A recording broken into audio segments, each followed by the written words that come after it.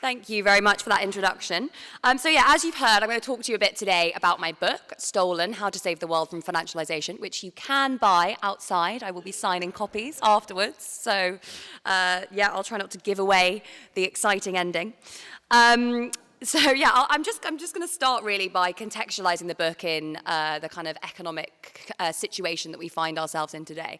Because over the last 10 years, the economy in the UK and actually in a lot of other kind of advanced economies, the US, much of Europe, has not been working very well. So in the UK, we've had the longest stagnation in wages since the Napoleonic Wars. This is my generation, so millennials, is the first generation since the 1800s likely to be worse off than their parents. And alongside that, we've had a stagnation in productivity measured by output per hour worked, so how much we produce as a nation for every hour of labor we put in. That's also stagnated.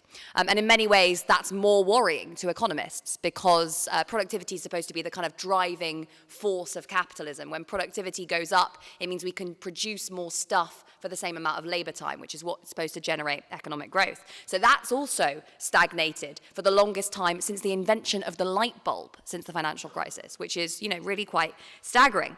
We've also had a whole host of other economic ailments that have either emerged or deepened since 2008. So, for example, business investment, which is linked to productivity. So how much businesses are kind of investing in building new factories, doing research and development, that's gone down, particularly over the last couple of years, quite substantially. Inequality on some measures is going up for the first time in a very, very long time.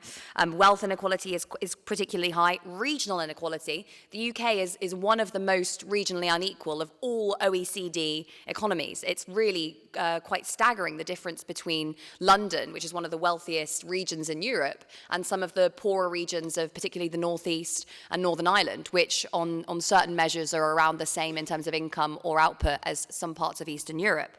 And we also have a massive current account deficit, which we've had for a very, very long time, which means basically we're selling less to the rest of the world than we're buying from it. And that, again, is something that isn't really supposed to happen for a very long period of time, according to neoclassical economics, which is kind of mainstream economics. And kind of neoclassical economists, so mainstream economists, are really struggling to explain all of these things because they're happening, it's particularly acute in the UK, but similar dynamics around productivity, wages are happening in lots of different economies all over the world.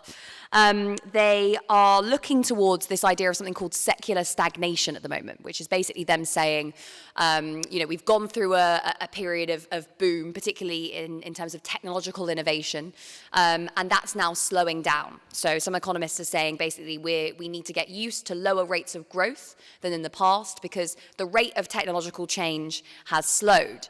Now, I don't know if any of you are there's some sessions here later, obviously, on things like AI and driverless cars and all that sort of stuff. It's quite an interesting conclusion to draw to suggest that the rate of technological innovation is slowing down when actually on some measures we're experiencing very rapid technological innovation. It's just perhaps not being as generalized to the rest of society as, say, the invention of the internet or some of the other earlier innovations that really transformed lots of different parts of the economy.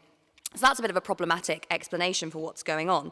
Other people are saying that the reason that, for this slowdown is that we've got demographic aging. So there are too many old people. The dependency ratio is too high, which again doesn't really seem like a very compelling explanation for what's going on. And I think the reason that mainstream economists, and again, there's a huge amount of disagreement between different economists as to why all this stuff is happening. I think there are some central reasons why mainstream economics doesn't really have any explanations for what's going on in the economy since 2008.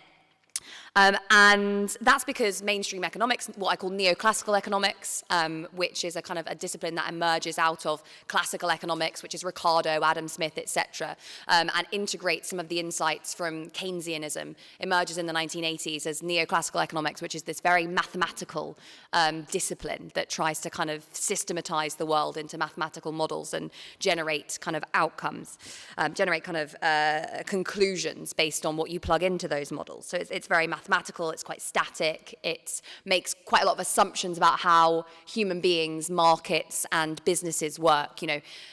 Human beings are supposed to be rational, utility-maximizing agents who interact with one another as individuals in free markets with perfect information, all these different sorts of things.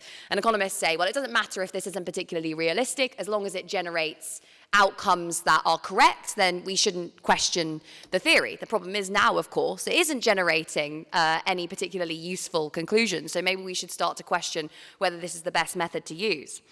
Now, there are lots of obviously different schools of economics. You can be a neoclassical economist, you can be a Keynesian, a post-Keynesian economist, a feminist economist, an institutional economist, lots of different schools, although neoclassical economics tends to be the one that dominates over all others.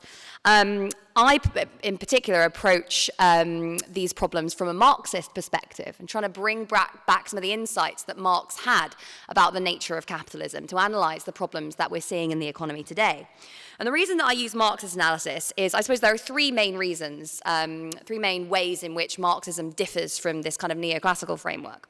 The first one, perhaps the most important, is that Marxism focuses on the realm of production, not just the realm of exchange. That's one of Marx's kind of central innovations. He talks about this in Capital. He says, the bourgeois economists only look at the free market. They assume that everyone comes into the market as a free agent with a particular endowment, so a certain amount of stuff, and they trade with each other on completely equal terms, right? And that includes the labor market, all different kinds of markets.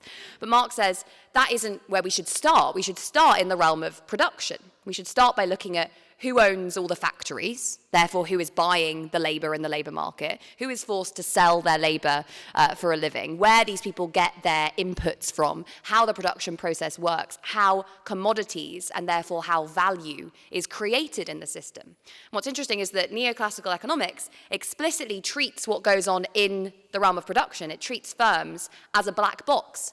It said it doesn't matter what goes on inside the firm. All that matters is what firms produce and how they're traded in markets. There's this excessive focus on markets and not really a focus on production and the dynamics that creates. The other thing is that Marxist analysis focus on classes rather than just individuals. And we have a lot of kind of baggage around the idea of what class is. It can be about how you speak or where you're from, all different kinds of things. But for Marx, class is an objective social relationship rooted in production. So that basically means that it's not kind of subjective, it's not determined by what you think about yourself, it's determined by one main thing, which is whether or not you are forced to sell your labor for a wage. If you're not, if you own a load of stuff and you can go and set up a business or you can lend your money to someone else, you're a capitalist. If you are forced to sell your labor for a wage, i.e. to earn an income to survive, then you're a worker. And the dynamics between these two classes, according to Marx, is really what structures lots of different things in capitalism. It structures the way capitalism works, the kind of crises that capitalism generates, and all different sorts of things. And the final thing, which is perhaps the most important thing, is that Marx's analysis of the economy is historical. It's not just static. So neoclassical economics basically views any economy as pretty much the same at any point in its history. It has these abstract models. It says human beings are like this, markets are like this, and you can apply these models at any stage of human history. It doesn't really matter what else is going on within other institutions. Whereas Marx's analysis is explicitly historical. It says that the way that the economy works changes over time. And what he also says is that there are certain historical dynamics that characterize capitalism, in particular, a tendency towards crisis. And this is really, really important. That what is kind of at the core of Marxist economics is that all these different things that he looks at, so that those class relationships and the nature of production, the dynamics that characterize those kinds of relationships lead inevitably towards crisis. So capitalism, every 20, 30 years, there'll be some sort of crisis, there'll be a downturn, there'll be a collapse, there'll be a financial crisis, whatever, or a much deeper social crisis, purely because of the inherent dynamics of the capitalist system. This is miles and miles away from neoclassical economics, which says that if you just leave the market to its own devices, everything will be fine. Don't intervene, don't do anything, just let it run its course, and there won't be any crises, because markets are efficient, they tend towards equilibrium. Supply will equal demand, and everything will be fine, right? And if it doesn't, it's probably because the government's done something wrong.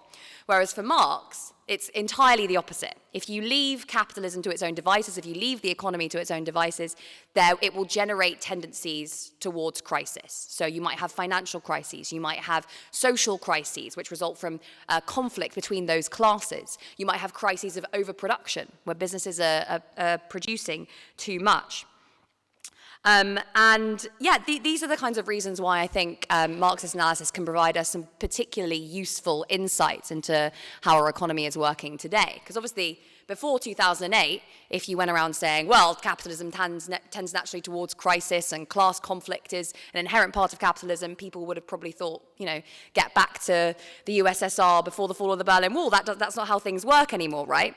But actually, that period of stability that we saw before the crisis was all leading up to that massive crisis that we had in 2008. That stability was really an illusion that covered over some really quite fundamental problems and contradictions in the way that our economic model worked. Now, Marx is back. People are all saying, well, actually, yeah, it does look as though we do have big crises of capitalism every 10 to 15 years, really. We had a crisis in 2008. Before that, there was one in the early 1990s. Before that, there was one in the 70s. Before that, you had the barber boom. Before that, you had, all these different crises that come about with the economic cycle every 10 to 15 years. So suddenly, these insights start to look a little bit more sensible. And what I kind of glean from analysing our particular historical conjuncture and the period that preceded it, what I argue in the book, is that the reason that we are experiencing this kind of widespread crises today is that we had a very particular kind of capitalism before the financial crisis. And the financial crisis didn't just represent the kind of an international banking crisis that was down to a couple of greedy bankers being irresponsible. Of course, that was part of it. But the financial crisis was more than that. It was the kind of the collapse of an entire economic model. The collapse of that economic model that we had between about 1980 and 2008. And I call that model finance-led growth. And this model, as I said, kind of came about in the 1980s. And looking again, this is all part of this Marxist analysis that says we have to look at how the economy changes historically, and we have to do so with an analysis of class at the center. And so what we see in the 1980s is that a new system of economic growth, a new economic model, emerges out of the crisis of the old one. Now, a lot of people in this room are probably old enough to remember this, and I'm definitely not. So I'll look forward to your questions at the end. But obviously, in the 1970s, you have a kind of quite pervasive crisis within the UK and the US as well. You've got industrial conflict, you have the oil price spikes, you've got the bailout from the IMF, eventually culminating in the kind of winter of discontent in 1979. And I argue in the book that that period of crisis was the result of the collapse of the model that came before that. So this is this historical analysis of development. And the model that came before that was the post-war consensus, or the kind of Keynesian consensus, which emerged after the First World War. When you start to look at British history or economic history in this way, you can kind of glean certain patterns. And what I kind of say in the book is that before the First World War, we had this laissez-faire, before the Great Depression, we had this laissez-faire model of capitalism. So at the very beginning of the 20th century, free markets, lots of international trade, massive increases in inequality, particularly in the US, but to an extent in the UK. That model collapses in the Great Depression and leads to a long period of crisis that only ends with the Second World War. After the Second World War, you get the emergence of a new model, the institutionalization of a new model, the post-war consensus, where you have the state stepping in to spend more money. You have unions are much more powerful. You have an active policy of demand management, which basically means that if things don't go as well, the state will cut interest rates or spend a little bit more money. And you had, along with that, kind of lower levels of inequality, higher levels of growth, more investment, innovation, etc. That model collapses in the 1970s. And out of the 1970s crisis, you get finance-led growth, which then collapses in 2008, right? Now, this is a historical analysis that really doesn't fit with mainstream economics, because they'd say that the economy was basically the same at all these different points in time plus or minus a bit more or a bit less state intervention. And they'd largely say that actually the period of the post-war period, when capitalism worked really well, when wages were going up, inequality was lower, etc., that was bad because the state was doing too much. It was actually after the 1980s, after that point, that you get so much more instability, so much more inequality. That was actually capitalism working at its best because the state wasn't there to kind of interfere with the natural workings of the market mechanism. But of course, you can see how that's a very political way of looking at the crisis, the economy, sorry. Economists claim that they are completely neutral and they don't have any ideological baggage or anything. But actually, the way that they talk about the economy, the way they think about the economy, prioritizes certain outcomes over others. And often what you tend to see is that neoclassical economics in particular justifies, theoretically, outcomes in society that tend to benefit the wealthy, basically.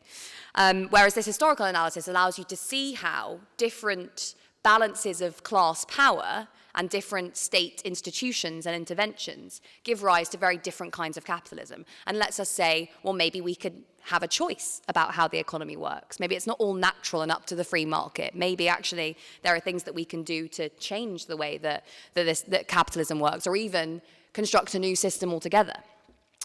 And yeah, so looking at all these different systems, going back to that Marxist insight, what the main difference between each of them really is that balance of power between different class forces in society. Before the Great Depression, you have a lot of power concentrated amongst a very, very small number of people, a small number of very, very wealthy individuals, and the mass of the population working for quite low wages and often without access, not being able to vote. In the post-war period, after the Second World War, when the state has had to spend lots more money, when unions have been much more involved in the production process because you've been basically at full employment for the entire time, and when taxes on the rich have increased quite a lot, you get a much more equal balance of power between workers and bosses, between labour and capital. You obviously get the extension of the franchise as well, which means you get the kind of proper emergence of the Labour Party in the UK and other kind of worker parties all around the world. And that is what leads to the golden age of capitalism, that kind of much more equal model of development that you get after the Second World War. During the 1970s, you obviously have the historic defeat of the labour movement in the UK, really going into the 1980s, of course, where Thatcher properly says, right, we're going to war with the country's labour movement. And after that point, you get a very different balance of power between labour and capital, between people who live off work and those who live off wealth. And you start to see a smaller number of people becoming much wealthier and gaining much more political power as well, whereas workers start to see their wages increase less fast, and the state starts to step back from providing a lot of kind of goods and services that it once did. And that model obviously ends up collapsing in 2008. But I want to just talk a little bit about the kind of nature of that model of finance-led growth and why it led up to the crisis that we found ourselves in 2008. Because the roots of the model, I suppose, lie in a lot of the changes that were made by Thatcher in the UK and Reagan in the US. Now, these politicians didn't just kind of make big changes to the way the economy worked out of thin air. You can see already in the 1970s there are certain trends that are taking us more towards this regime of finance-led growth. The main one in particular is that there's much more money moving all around the world than there had been before. One of the big underpinning features of the post-war consensus was the Bretton Woods system, which meant that you had restrictions on how much money you could move in and out of the country. Some of you might remember that there were capital controls. You could only take a certain amount of cash out of the country. I don't remember that either. But obviously those were steadily eroded throughout the 60s and 70s, mainly by big multinational corporations moving all their money within the firm. But eventually they were removed entirely by Thatcher. It was one of the first things that Thatcher did in 1979 was to remove all restrictions on capital mobility. Suddenly you have money completely free to move all around the world. Suddenly you have, very wealthy people able to say, well, if you increase taxes, then I'm just going to leave. You have multinational corporations able to say, well, if you increase corporation tax, then I'll go and headquarter in the Cayman Islands or whatever. You get a massive increase in tax avoidance and evasion from that point. So you can see how that would change the balance of power between labour and capital. Another thing you get is massive, massive bank deregulation. Again, some of you might remember the demutualisation of the building societies. This allows building societies, which take savings and lend them out, to become normal banks. And normal banks can lend money without first having deposits in the bank, as it were, which means that you suddenly get this massive increase in the supply of credit to the economy. You suddenly, people find it very easy to get consumer loans, credit cards. They can buy kind of TVs, cars on credit, and also mortgages, because at the same time, you've had right to buy, where the social housing stock has all been privatized on the cheap. So this is, again, completely transforming the dynamics of the economy. It's encouraging households, individuals, to take out large amounts of debt to purchase assets. You also get the Big Bang in 1986, massive deregulation of the stock market, which builds on a lot of trends that you'd seen up to that point, where you had pension funds and individuals becoming much more involved in stock markets as well. If you had a pension fund, which you were likely to have in 1980, whereas 20, 30 years previously you might not have had, then that will have been invested in equity markets. And the people who manage those big pools of money, big pools of our pensions capital, end up having a lot of control over the economy. They're called institutional investors. And because they come to own a lot of assets, particularly shares in firms, they're able to start changing the way that firms work and firms make decisions. So all of these changes and many more that I talk about in the book, particularly actually Thatcher's war on the unions, which again kind of really shifts the balance of power in society between labour and capital, give rise to this new growth model of finance-led growth. It actually means that all different areas of the economy start to work differently. So starting with firms, you see the financialisation of the corporation. And this has a lot to do with those dynamics that I mentioned around pension funds and investment in stock markets. Because suddenly you start to get much more, A, more ordinary people, and B, some very, very wealthy investors buying up companies, buying up shares in companies. Some of those investors will use their power over those companies to say, a private equity firm might take out a lot of debt, buy up a company, strip out the assets, and then sell those off. This was the famous kind of corporate raiding that you started to see in the 1980s. But even an ordinary investor is going to put pressure on a company that it owns to maximize what's called maximize shareholder value. So to pay out as much money as it possibly can, to make sure that it is performing in such a way that its stock is going to go up in value and that it's going to pay out more and more dividends.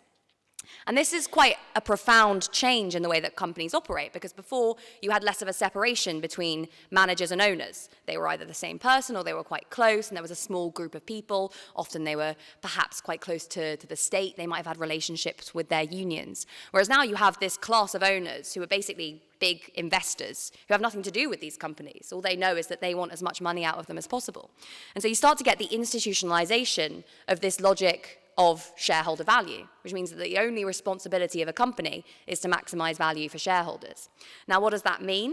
It basically means that companies have an incentive to stop paying workers as much, to stop investing as much, and to just dish out more money to shareholders. And this is what you see. You see from the 1980s investment in fixed capital, which is investment in building new things and research and development, and all these sorts of tangible investments goes down. Wage growth starts to slow from the 1980s onwards, and instead you see firms paying out much more in dividends and doing something else, buying up other firms. So they're either paying out money in dividends to inflate their share prices, they're buying back their own shares to inflate those share prices, or maybe they just go and buy up another company to make themselves bigger, to maybe get a monopoly position that allows them to charge higher prices and become very profitable over the long term.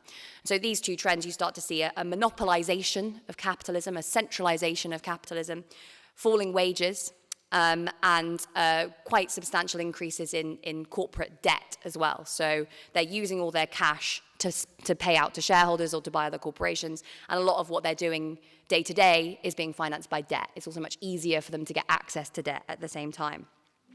And obviously this has quite profound implications for how the rest of the economy works, not least for wages. And this is another trend that we start to see, which is the financialization of the household. Now, obviously, in the post-war period, the solution to the problem that we sometimes see in capitalism, which is that sometimes businesses don't pay high enough wages, which means people aren't earning enough money, which means they don't have enough money to buy the things that businesses are selling, which means their profits go down, which means that you get this self-reinforcing cycle. They have to lay off workers, etc. That's the classic Keynesian problem that he identified. And Keynes said, well, we'll just let the state step in and spend more money when businesses aren't spending enough. So if businesses stop investing, if they cut wages, the state will spend more to pick up the slack, as it were. The problem that you have in the 1980s is that these really big financialized corporations are not obviously paying workers as much, and they're not investing as much. That means there's less money kind of going around in the real economy. But rather than the state spending more money, which would have kind of been a return to the bad old days of Keynesianism, we start to see the emergence of a new kind of model, which is what's called privatized Keynesianism. So rather than the state borrowing to spend money to fuel the economy, individuals are encouraged to borrow huge amounts of debt, and that ends up powering the economy much more than state spending.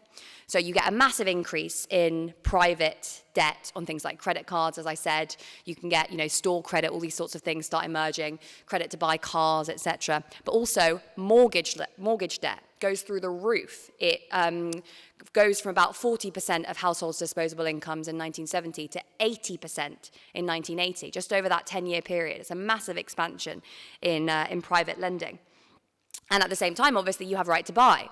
So suddenly, you've got a huge amount more money available to put into housing markets. You have more housing available, and often on the cheap. And so this obviously creates this massive boom in property markets that we see towards the end of the 1980s, that ultimately ends in the crash, the kind of mini 2008 of the early 1990s. But this dynamic where rather than relying on wages to finance their consumption, and rather than relying on the state to provide them with a state pension or state services, people are encouraged to take out lots of debt, buy houses, which will pay for their retirement, have private pensions, which will pay for their retirement, and buy the things that they need individually on the cheap, often using that debt.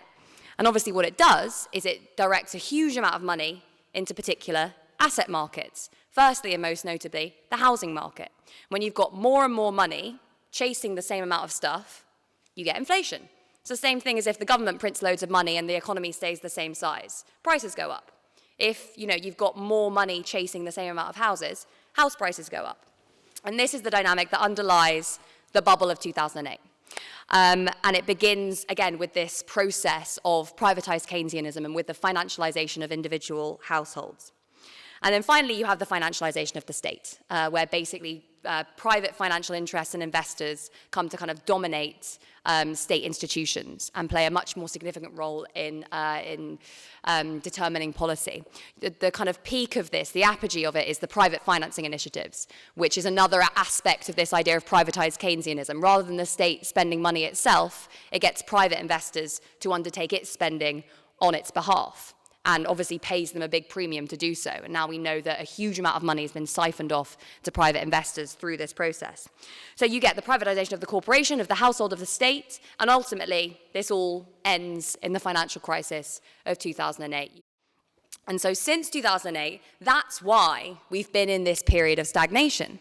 It's because the economy we had before was a bubble economy. It was characterized by constant increases in private debt, low levels of productive investment by businesses, low wages being paid out by businesses, and very low levels of state investment and intervention in the economy. So obviously, when you don't have businesses investing, you don't have the state investing, productivity, which is all about innovation, research and development, obviously that's going to go down. Also, infrastructure investment is a very important part of that productivity problem. We haven't had enough infrastructure investment because of this regime of privatized Keynesianism. At the same time, if you've got low wages, which we do now more than ever, and you're trying to kind of cover that over with this chimera of private debt, what's going to happen when that debt starts to dry up, as it has since the financial crisis? Well, obviously you get stagnation. This is what's at the root of this stagnation. People are already too indebted because of that model of finance-led growth. And today, the economy is grinding to a halt because we just can't create all that debt over and over again. And I think, I'll stop, well, now actually, what good timing. And we can kind of open it up to to questions. But I think the main point to come out of this is really just, we're in this period of quite deep political turmoil. And I think a lot of us in this room probably agree that a lot of that has to do with the economic stagnation that we've seen since the financial crisis. It's, my generation really who are being harmed the most by the fact that wages are very low, we can't get housing, and the environment is collapsing around us. And that's leading to very new political dynamics. Obviously, the main support for kind of socialist policies today comes from young people rather than older people. And I would say that the root of a lot of those political dynamics lies in the kind of economy, kind of capitalism, that we've been living through for the last 40 years. And I think the most important point is that it's not easy enough just to say we can fix some of these problems and make the system work better again by doing clever policies. What lies at the root of this model that we've constructed is that imbalance of power between these groups in society. There's a small number of people at the very top who have a huge amount of power, who have a huge amount of wealth, and the rest of the economy is seeing, especially younger people who are now in work rather than living off assets, are seeing a kind of, decline and potentially are living through a decline in their living standards. As I said, my generation is likely to be the first generation on record to be worse off than their parents. This idea, this ideology that underpins capitalism, which is that everything's going to get better all the time, is starting to break down. Obviously, that's creating political turmoil. So how do we deal with that? Well, I would argue that the only way to really deal with that is to rebalance power between those two groups once again. So to have a revival of the union movement, to constrain the power of the bankers, the big investors, big businesses, to make sure that government is actively responsive to the needs of ordinary people, to democratize our state institutions. All of these things that sound probably quite radical, especially to a country that has really, for the last 40 years, been being used to told that we need less government and, that we need to bash the unions and we need more financial deregulation. But really, obviously the situation that we find ourselves in today can be traced back to those very ideologies that are now being challenged. So I will finish there and open it up to questions. Maybe take 3 at a time. Yes. Oh.